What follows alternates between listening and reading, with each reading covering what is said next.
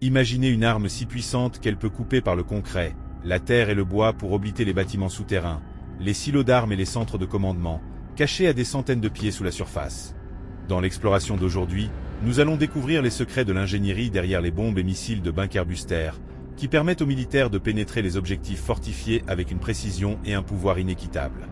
De l'impact de haute vitesse à la détention en retard, ces armes spécialisées représentent un échec remarquable dans la technologie militaire, capable de tirer des objectifs qui à l'époque semblent inoubliables. Elles protègent leurs assets les plus critiques sous des couches de béton renforcées et profonds sous le sol. Les bombes conventionnelles n'ont pas la chance. Mais les Bunker Buster le font. Ils sont conçus pour détruire ces défenses durées, pour atteindre des objectifs cachés des armes ordinaires. Alors, comment fonctionnent-ils? Passons à l'un des fonctions clés qui rendent les Bunker Buster uniques, en prenant un plus proche regard à certains des exemples les plus iconiques de leur rôle en guerre.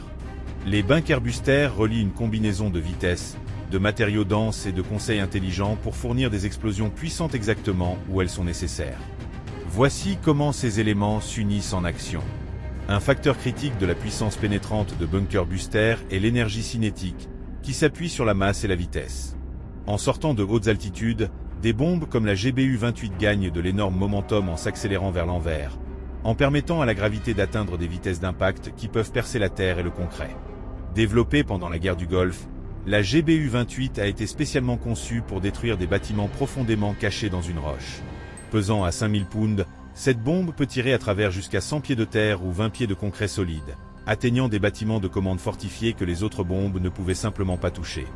Les missiles comme LAGM-158 JASM ou Joint Air-to-Surface Standoff Missile, par contre, utilisent la propulsion pour gagner de l'énergie sur de longues distances, ce qui les rend parfaits pour attaquer des objets de 230 km de loin.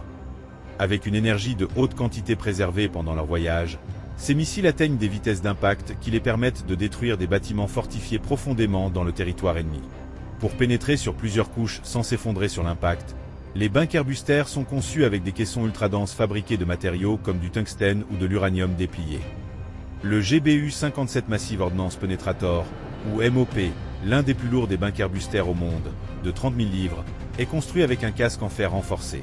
Cela lui donne la durabilité pour tirer à travers jusqu'à 200 mètres de concret renforcé, ou près de 300 mètres de terre, en maintenant sa structure en descendant profondément dans le target avant de détonner. Cette durabilité est cruciale. S'il n'y avait pas de casque sur l'impact, la bombe se détonnerait préalablement et perdrait son marque. La force structurelle de la GBU-57, combinée avec son gros poids, permet de pénétrer les objectifs les plus fortifiés imaginables, y compris les bunkers nucléaires et les centres de commande cachés au-dessous du sol. Le missile Toru Kept 350, une collaboration entre l'Allemagne et la Suède, présente aussi ce concept avec son unique fusil de détonation, qui possède un système de détonation à 2 étages. D'abord, une charge initiale s'étire à travers les défenses de l'objectif, créant un point d'entrée. Ensuite, une seconde explosion, en retard jusqu'à la pénétration, délivre un explosif puissant à l'intérieur du corps de l'objectif. Avec cette fonction, les Torus peuvent désactiver même les plus sécurités, atteignant des profondeurs qu'on peut atteindre uniquement par les Bunker Buster. Pour s'assurer que les explosions se produisent précisément à l'intérieur de l'objectif, les Bunker Buster utilisent des fusées en retard. Plutôt que d'exploser sur l'impact, la fusée permet à l'arme de pénétrer une profondeur prédéterminée avant de triggerer la fusée. Cela permet une explosion plus contrôlée et précise, maximisant la puissance destructrice de l'arme exactement où elle est la plus nécessaire. Par exemple, la GBU-28 utilise une fusée de délai personnalisable, la rendant capable d'atteindre les bâtiments fortifiés en comptant l'explosion pour détonner seulement après pénétrer plusieurs couches de béton ou de terre. La fusée en retard est aussi centrale pour le Toru Kept 350. Son système de combat en 2 étapes permet une séquence de détonation temps. L'explosion initiale claire un chemin, et l'explosion seconde frappe le corps, donnant un impact négatif à des points critiques dans le target. Pour attaquer des objectifs fortifiés avec une précision de point vue, les Bunker Buster utilisent des systèmes de direction avancés, en s'assurant d'attirer les marques prévues, peu importe la distance ou les défis environnementaux. Le GBU-28 est équipé d'une guidance laser qui permet de le fermer sur un objectif désigné par laser. Ce haut niveau de précision est essentiel lorsque l'on attaque des bâtiments durs, où même une petite déviation peut signifier la perte de l'endroit le plus vulnérable de l'objectif.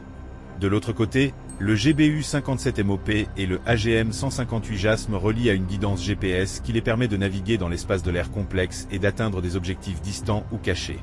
Au-delà des bunkers boosters conventionnels, les militaires ont développé un grand rang de stratégies et de technologies pour détruire les positions fortifiées de l'ennemi. Voici quelques méthodes notables. Armes thermobariques, pression extrême et chaleur. Les armes thermobariques, aussi connues comme explosifs d'air de carburant, sont conçues pour transmettre un explosif d'une température incroyablement haute qui génère une pression supérieure capable de dévaster des bunkers, tunnels et caves. Lors de la détonation, une arme thermobarique disperse une couche d'oxygène d'aérosol qui se mélange avec l'oxygène atmosphérique avant de s'éteindre, causant une explosion de haute température avec une immense pression. Les bunkers boosters représentent l'un des sommets de l'ingénierie militaire moderne, combinant puissance, précision et technologie avancée pour neutraliser des cibles autrefois considérées comme invulnérables. Grâce à leur conception innovante, qu'il s'agisse de leur énergie cinétique, de leurs matériaux ultra-denses, de leurs fusées à retardement ou de leur système de guidage intelligent, ces armes redéfinissent les limites de la destruction ciblée. Que ce soit pour percer des bunkers nucléaires enfouis à des centaines de mètres sous terre ou pour frapper des centres de commandement protégés par des mètres de béton, les bunkers boosters offrent une réponse implacable. Leur évolution continue, intégrant des technologies comme les charges thermobariques ou les missiles autonomes, montre que la course à la pénétration des défenses ennemies est loin d'être terminée. Dans un monde où les conflits se jouent autant en surface que sous terre, ces armes rappellent une vérité implacable. Aucune fortification, aussi profonde soit-elle, ne peut échapper indéfiniment à la puissance de l'innovation militaire. Si cette plongée dans l'univers des bombes intelligentes vous a passionné, likez la vidéo. Ça nous motive à vous préparer des révélations encore plus explosives. Et surtout, dites-nous dans les commentaires, quelle arme légendaire ou méconnue devrait être notre prochain sujet? Missiles hypersoniques? Drones tueurs? À vous de choisir.